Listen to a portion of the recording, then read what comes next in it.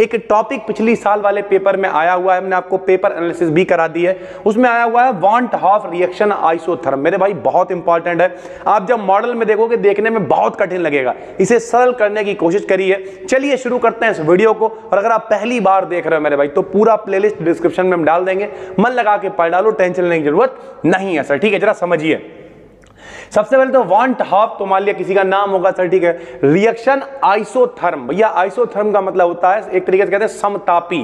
तो मतलब हम लोग इसमें क्या करेंगे, टेम्परेचर को कांस्टेंट रखेंगे और टेम्परेचर को कांस्टेंट रखते हुए हम लोग क्या करेंगे, एनर्जी निकालेंगे भैया, इसलिए हम लोग इस्तेमाल कर रहे हैं वांट हाफ आइसोथर्म का, ठीक भाई। इसके लिए हमने क्या करा, सपोज अ गैसियस रिवर्सिबल रिएक्शन, हमने एक रिवर्सिबल यानी उत्क्रमणीय अभिक्रिया मानी। अनुत्क्रमणीय क्या होती है भैया, जो एक डायरेक्शन में होती है।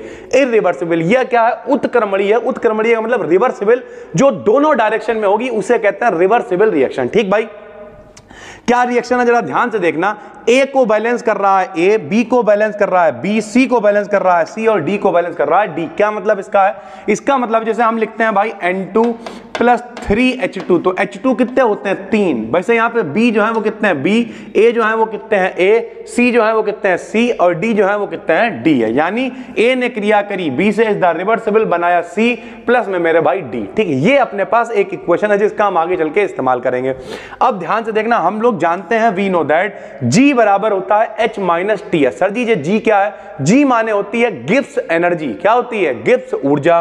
तो भैया G बराबर होता है H माइनस Ts, H होती है एंथैल्पी और H बराबर होता है U प्लस PV। तो हमने क्या किया, G ऐसे लिख लिया, H की जगह पे U प्लस PV लिख दिया, माइनस का TS लिख दिया। यहां पे थोड़ा सा मॉडिफिकेशन हम लोग और करेंगे। कैसे करेंगे भाई, इसका हम लोगों ने डिफरेंशिएशन कर दिया।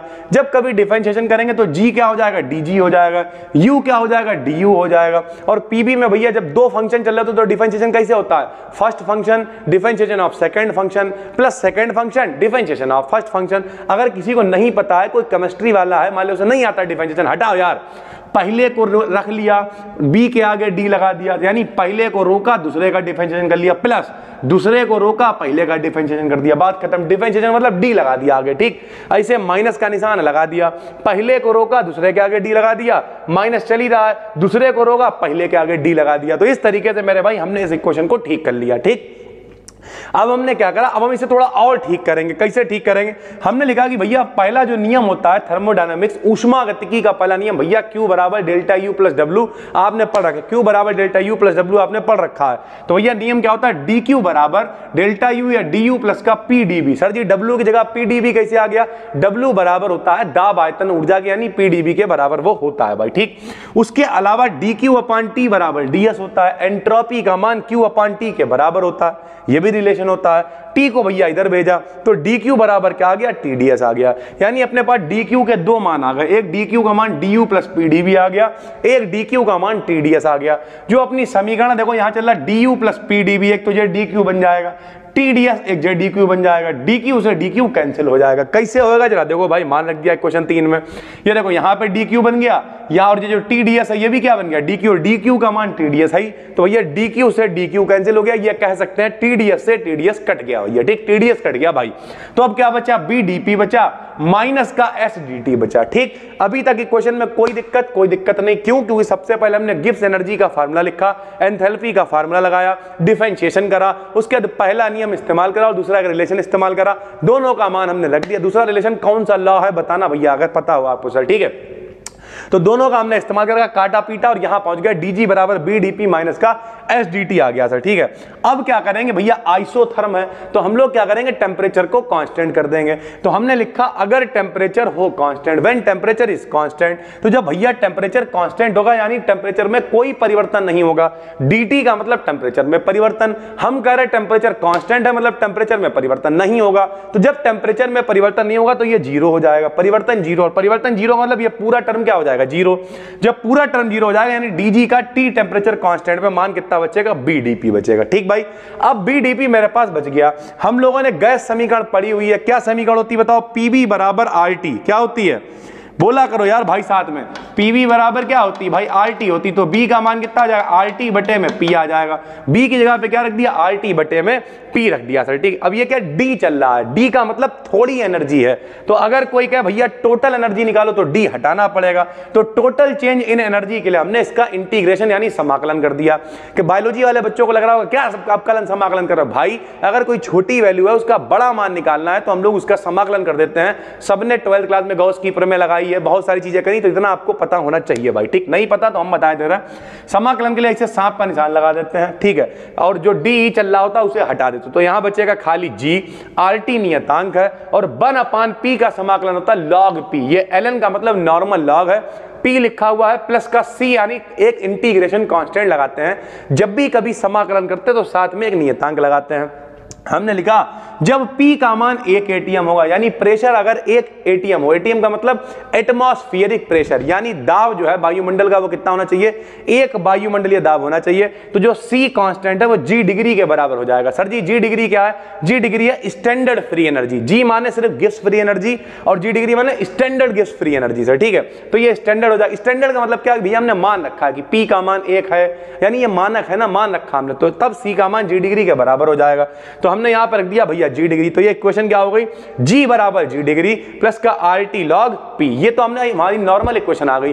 कोई कहते सर जी GA का मान बताओ, तो बताओ क्या होगा, GA बराबर GA degree plus RT log PA, ठीक है। कोई कहते GB बताओ, तो क्या क्या हो जाएगा, GB बराबर GB degree plus RT log PB, GC बराबर GC degree plus RT log PC, GP बराबर GP degree plus RT log PD, यानी ABCD जिसके लिए भी निकालना है। हमने एक नॉर्मल इक्वेशन निकाली, उसी में A B C D ऐसे करके रख दिया और इक्वेशन निकालना, बस काम हो गया मेरे भाई। जब इतना कर लिया तो हमने लिखा भाई at constant temperature and pressure the free energy change of this gases reaction is, यानी जब मेरे भाई टेम्परेचर भी कांस्टेंट है, प्रेशर भी कांस्टेंट है, तो कितना एनर्जी में चेंज हुआ होगा। कोई भी जब अभिक्रिया होती है भाई, तो अभिक्रिया में जो लोग क्रिया कर रहे होते हैं, जैसे अभी अपने पास अभिक्रिया में A और B क्रिया कर रहे हैं, C और D बन रहा है, तो A और B जो क्रिया कर रहे हैं मेरे भाई वो अभिकारक हैं। अभिकारक मतलब क्या है, रिएक्टेंट है। जो बन रहे हैं C और D, वो C और D क्या है, प्रोडक्ट है, यानी उत्पाद है मेरे भाई। तो अगर हमें निकालें T और P का मतलब क्या है, TP का मतलब है टेम्परेचर और प्रेशर कांस्टेंट है, G का मतलब गिब्स एनर्जी है। तो कांस्टेंट टेम्परेचर प्रेशर पे गिब्स एनर्जी कितनी होगी भाई, हमने लिखा G बार प्रोडक्ट, यानी प्रोडक्ट वाली जो एनर्जी है G डिग्री, उसमें से हम लोग घटा देंगे G रिएक्टेंट वाले को, यानी उत्पाद वाले, यानी जितना बना है उसमें से जिससे बनाया है उसे घटा देंगे भाई। कैसे घटाएंगे जरा देखो। तो प्रोडक्ट क्या है भाई, प्रोडक्ट है CG। अब जरा ध्यान से समझना, प्रोडक्ट में देखो क्या क्या चल रहा है। प्रोडक्ट में भैया चल रहा है, कहां गया कहां गया कहां गया, पहली अपनी इक्वेशन कहां गई भाई, ये है। देखो प्रोडक्ट में क्या चल रहा है, C है और D है। C के संग में C चल रहा है, D के संग में भैया D चल रहा है, ठीक। देखना तो क्या करने वाले हैं हम लोग, ध्यान से देखना भैया। तो यहां पे हम लोग रखने वाले हैं मान, कहां गया कहां गया कहां गया, यहां आ गया सर, ठीक है। तो बताओ प्रोडक्ट कौन है, C प्रोडक्ट है और D प्रोडक्ट है। तो हमने GC और GD को जोड़ दिया। C और D से गुणा क्यों करी, क्योंकि इतना उनका मान चल रहा है, 2 3 4 जो चल रहा है वो रखेंगे। प्रोडक्ट वाली एनर्जी में से हमें घटानी है कौन सी एनर्जी, रिएक्टेंट वाली एनर्जी घटानी। रिएक्टेंट कौन कौन है, A है और B है। तो GA प्लस GB रख दिया, इसकी A की A से गुणा कर दी, B की B से, क्योंकि उतने वो हैं भाई, ठीक। अब देखो GC का मान ये निकाला हमने, GA GB GC GD का मान निकाल रखा है, सारे मान रख देंगे। GC का मान रख दिया, ठीक, D बाहर चल रहा, GD का मान रख दिया, माइनस लगाया, GA का मान रख दिया और GB का मान रख दिया, ठीक। अब क्या करेंगे, कुछ चीजें हमारे पास कॉमन है, उन्हें कॉमन निकाल लेंगे। देखो भैया GC का मान, अब देखो यहाँ पे जितना भी अपने पास डिग्री वाला आइटम है उसे एक तरफ कर लेंगे। तो देखो C की गुणा इससे होगी तो आ गई C GC degree, D GD degree. तो यहाँ पे देखो डिग्री वाला आइटम एक तरफ कर लिया, RT कॉमन लेके आइटम एक तरफ कर लिया। ऐसे भैया डिग्री वाला आइटम A भी एक तरफ कर लिया, RT कॉमन लेके आइटम एक तरफ कर लिया। अब आपको पता होना चाहिए भैया log M plus log N जो होता है वो log M गुणे N होता है, log M plus N log M गुणे N होता है। और जब दो log मिल जाते हैं भैया log M और यहाँ पे माइनस लगा हुआ माइनस log N, तो वो log M अपॉन N हो जाता है। तो पहले तो इस log में ये दोनों मिलके एक हो जाएंगे, ये दोनों मिलके एक हो जाएंगे। फिर जब ये वाला जो एक हुआ, ये वाला जो एक हुआ, ये माइनस में चल रहा तो ये बटे में आ जाएगा। तो देखो भैया क्या बचा अपने पास, बचा C GC degree plus D GD degree minus का जो भी बचा हुआ अपने पास A B वो, और RT बचा, और log ऊपर वाला मिलके एक हुआ, नीचे वाला मिलके एक हुआ, फिर दोनों मिलके एक हुआ, क्योंकि माइनस था तो भैया बटे में आ गया PC की पावर C PD की पावर D अपॉन PA की पावर A इंटू PB की पावर B। अगर हम लोग इसे सही से लिखें भाई तो ये क्या है बताओ, ये क्या है बताओ, ये सी जी जो भी नौटंकी लिखी हुई है जैसे क्या, ये प्रोडक्ट की एनर्जी है। ये क्या है, ये रिएक्टेंट की एनर्जी। प्रोडक्ट में से रिएक्टेंट की एनर्जी घटाएंगे तो उसे लिख देंगे भैया डेल्टा जी डिग्री। ये डेल्टा जी डिग्री का मान हो जाएगा, टेम्परेचर प्रेशर कांस्टेंट है भाई, ठीक। ये अपनी इक्वेशन नंबर आ गई 13। अब हमने लिखा कि भैया जब कभी भी कांस्टेंट टेम्परेचर और प्रेशर होता है तो जो जीटीपी का मान होता है वो 0 होता है, यानी टोटल जो फ्री एनर्जी का चेंज होता है वो 0 होता है। तो हम इधर वाली जो जीटीपी है इसे रख देंगे 0। 0 रखा तो खाली ये डिग्री वाला आइटम बचा, आरटी लॉग केपी बचा। अब ये केपी कहां से आ गया भैया, पीसी की पावर सी इंटू पीडी की पावर डी अपन पीए की पावर ए इंटू पीबी की पावर बी क्या बन गया, केपी बन गया। जो यहां चल रहा था इसे केपी बना दिया। क्यों, लॉ ऑफ मास एक्शन, द्रव्य अनुपाती क्रिया का नियम कहता है जो लोग इक्वेशन में बाद में लिखे हैं उन्हें ऊपर लिख दो। देखो सी और डी बाद में थे इक्वेशन में तो उसे ऊपर लिख दो, जो पहले लिखे हैं उन्हें नीचे लिख दो, जो गुणे में है उन्हें पावर में लिख दो। तो सी और डी बाद में थे उनके प्रेशर को ऊपर लिख दिया, ए और बी पहले थे उनके प्रेशर को नीचे लिख दिया, उनके गुणे में ए बी सी डी चल रहा था उन्हें पावर में लिख दिया। तब भैया ये बन जाएगा केपी, जिसे साम्य स्थिरांक या दाब स्थिरांक कहेंगे मेरे भाई, ठीक है। तो दाब स्थिरांक बना तो इसकी जगह पे केपी रख दिया मेरे भाई, जो मान हमारे पास चल रहा था। तो डेल्टा जी डिग्री टीपी का मान कितना आ गया, आरटी लॉग पी माइनस में, ठीक। ये एक मान आ गया, इस मान को दोबारा से उठा के भैया इक्वेशन 13 में रख देंगे।